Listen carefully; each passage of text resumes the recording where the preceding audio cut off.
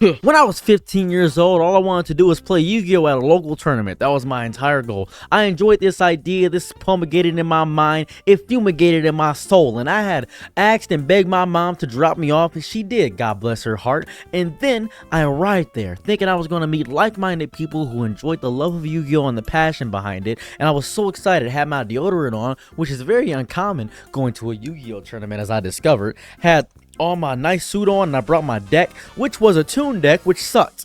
Toon deck was horrible. It was complete garbage. So I walked into the room, and an old balding man that weighed about maybe 210 pounds said, "Hey kid, you want to join the tournament?" And I said, "Yes I do, sir, I would love to join the tournament." So I arrive, and I join the tournament, and the first chair I see that's available has a long streak of brown on it. I go up to the chair and notice that is excrement. There is excrement on the chair that I see that is the only chair available. So I decided it's going to be a stand-in tournament and a stand-in duel. That's what I decided immediately. I decided that immediately. So I said to myself, okay, I'm going to challenge somebody. We're going to have a little fun. A little practice match happened. And I found another chair. And I was happy. I was like, okay, maybe that was just that one-off chair. Found another chair, opened it up. It was a little crinkled. It felt like it was broken. Didn't know what was going on. Crossed away from me was another black man. Hair was messed up. I used to keep my hair kempt and nice, little lineup and things of that variety. But ever since life happened to me, I generally don't care anymore. So this man had unkempt hair. He shook my hand. It was wet for some reason. I was confused. Why was his hand wet? I don't know. We play a game, and I noticed something. I came in with 40 cards, and I left with 33. Someone had taken a few of my cards, taken specifically my Toon Worlds. Apparently, that's an important card for Exodia decks. I didn't know that. Or Toon Bookmarks, I believe. I don't remember exactly what card they took, but they took one of my Toon cards, and I was a little bit upset about that. I was really upset about that, really confused. So, after that, I was upset and depressed because it smelled bad, and the people there were very off-putting, and they were social introverts. Only reason they would talk to me was to talk about how my deck sucked. So, maybe that was a one-off instance. Didn't really care about that. Didn't really care about that one-off instance, so I did something different. I did something new. Something new happened. Go to another tournament. Go to a tournament, Yu-Gi-Oh!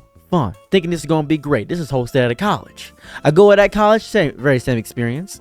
I post about it on Facebook. They say, well, maybe you just need to find a new community. So I try it again and again and again and again and again. After 17 different local tournaments, they are all exactly the same. So I try a new hobby. I was like, you know what? I want to talk about Steven Universe. I love Steven Universe. I like Steven and the Crystal Gems. I enjoy that. I want to be Lapis Lazuli. I want to be fun. I want to have fun. I want to be Obsidian. I want to be Black Opal because I'm black. So I think to myself, I say, okay, you know what? Guess what I'm about to do? I'm about to get into Steven Universe fandom. I'm about to talk about rocks and gems and stuff like astrology women. I'm about to have a fun time talking about Steven Universe. First conversation I get into is Amethyst is a lesbian black woman that is not heteronormative. I have decided immediately that maybe I wasn't a part of this fandom that good. But then they got mad at me because I said Rose Quartz sucks. I said Rose Quartz is a horrible person and a horrible character. She instilled a lot of trauma upon Steven. Everybody disagreed with me and saying she was misunderstood until in the show, Steven Universe said that his mom was a bad person. Now everybody agrees with me. Now I'm confused. I'm upset. I think the narrative of Steven Universe is bad now because I learned about good story writing upon reading One Piece. So I decided to get into the One Piece community. I said, you know what? I have a friend group where I talk about One Piece, but let me go on a website formerly known as Twitter to go ahead and talk about One Piece. And the instant I talk about One Piece, it's pretty cool at the beginning. I'm talking about, yeah, I really enjoy Charlie Katakuri. He's a great character. Like, yeah, Charlie Katakuri is a great character. I like Oven. Oh, Oven's a cool character. I like his heat fruit, different than Ace's fruit, because it's heat and not fire. We're having a conversation. Then somebody says, yeah, but you know for a fact that Sanji is a PDF file. I'm like, oh my God. Okay. All right, how is Sanji a PDF file? Then a whole argument ensues saying that I'm a Sanji defender. I'm confused. I just typed one comment. I don't know what's going on. I have learned deeply and adamantly that no matter what fandom I interact with, My Hero Academia, I discovered a 400-page fan fiction about Deku and Bakugo having a yaoi interplay relationship, all while Mineta watches. Found on fanfiction.net, Sonic fandom. I discovered that if you type your name and then the Hedgehog, after it, you will find a Sonic OC dedicated to you specifically, David the Hedgehog. You will find that. I discovered that If you, like My Little Pony, you are a danger to society, I will never interact with another fandom ever again, because interacting with a fandom is much different than interacting with the medium in itself, because the medium is much different than whatever the fandom is.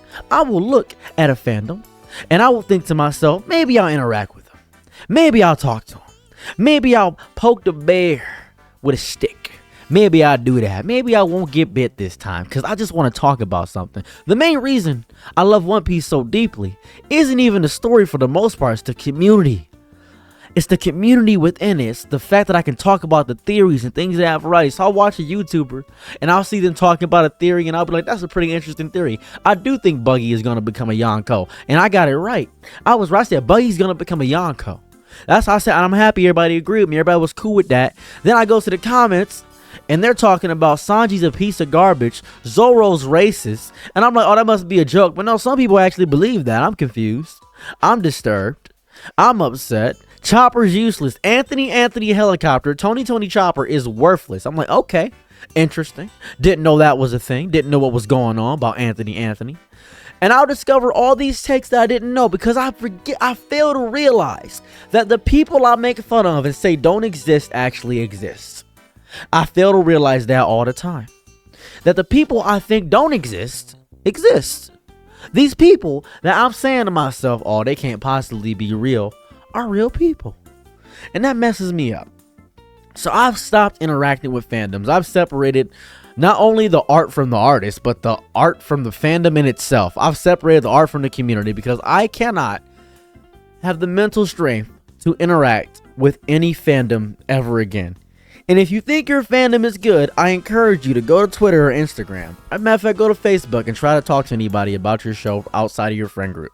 Just try it a little bit. See how it feels. And you're probably thinking to yourself, well, what about in person? In person is way worse. Person is twice as bad. I got people that defend Griffith from Berserk. I got people that think Meliodas is a well-written character. I got people that defend to their day Boku no Pico. I don't like interacting with the real people of the fandom, talking about their passions. Not anymore. I've given up. I've completely given up. There's no universe in which I'll do it ever again. Has Been Hotel? Nope. Undertale? Nada. Sonic the Hedgehog? Definitely not. I'm not doing it. There are too many people and too many bad apples. And you may say to yourself, well, that's not the majority. And you're right. It's not the majority. As a matter of fact, it's not even close to the majority. But you know what it is? It's the vocal minority. The vocal minority is who I fear. I don't want to interact with the vocal minority anymore. I don't want to interact with those people who are so vocal and in the minority. I don't want to interact with them because they have the loudest voices. They scare me. They mess me up. It's terrifying to deal with that. And I'm gaining a larger platform each day. I just got 20,000 followers on Instagram. I'm happy right now. I'm doing great. I got 100K on TikTok. I'm happy. I'm chilling. And I've discovered that my fandom sucks too. My fandom's horrible. They keep attacking people. I don't know why. I keep telling them, don't attack people. Someone insults me. They're like, well, no, don't insult them. Let them insult me. Because I got to be comfortable with any negative opinion ever. Because I've decided to make myself an online personality. That's what I've decided to do in my life. I have to be ready for every smidgen of hate. So my fandom, I hope, doesn't suck. I pray it doesn't. I'm on my knees every night. Not praying. Doing other things. But I'm still begging, standing up. That my fandom doesn't suck. And I hope with my heart and soul, with all my power in my body, that my fandom doesn't suck. Because I can't stand fandoms anymore. I've given up.